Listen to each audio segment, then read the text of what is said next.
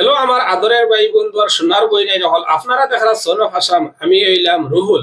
আপনারা স্ক্রিনের মধ্যে যে ব্যক্তির ফটো দেখতে পারা তাই নইলা আফ্রিকার রাষ্ট্রপতি। এটা হইল ইসলাম ধর্মের খুবসুরতি, এটা হইল ইসলাম ধর্মের সৌন্দর্য। একজন রাষ্ট্রপতিও শেষ পর্যন্ত হজ করাত গিয়া কিভাবে সাধারণ মানুষের লগে গিয়া এখানে ফুটিতে হইছে আপনারা নিশ্চয় দেখতে পারায়। এটা হইল ইসলামের সৌন্দর্য। ইসলাম ধর্মে কোনো ভিআইপি কালচার, কোনো ভিআইপি বা কোনো অমুক নেতা এই সেই কোনো কিছু নাই। একজন রিক্সাওয়ালা, একজন ফকিরের যতটুকু দাম একজন রাষ্ট্রপতির থাকি আরো রাষ্ট্রপতি যত বড় কুয়াত সেম এই ধরনের দাম। গতিকে ইসলাম ধর্ম এটা দেখা হয় না যে এইন ফকির আর হেইন রাষ্ট্রপতি। এইগুলা যদি দেখা হইতো তাহলে আজকে আফ্রিকার রাষ্ট্রপতি এখানে গিয়া এইভাবে মাটি থুতিতে হইতো না।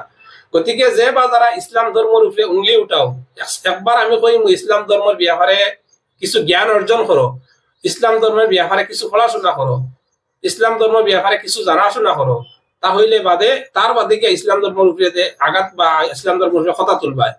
আজকে একজন রাষ্ট্রপতি দেখতে পারায় এই ধরনের কত রাষ্ট্রপতি হল, কত বড় বড় নেতা হল, কত বড় বড় হিরো হল, কত বড় বড় মানুষ, কত বড় বড় সেলিব্রিটি হল এইভাবে গিয়ে পুঁতিতে হয়। এখানে কোনো ভিআইপি কালচার নাই, এখানে কোনো ঠেলা আলা তুমি ফকির হমুক নেতা হমুক কথা এটা কোনো কিছু নাই। এখানে সব সমান।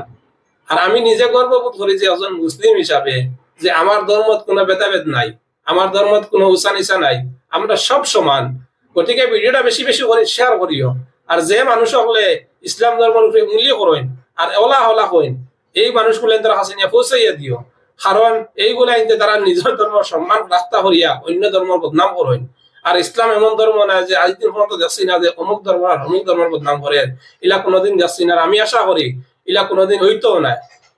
তো ভিডিওটা বেশি বেশি করে শেয়ার করার ও মানুষগুলো তোর কাছে নিয়ে পৌঁছাইয়া দিও যে মানুষ হলে খালি উঙ্গলি করার তা হয়।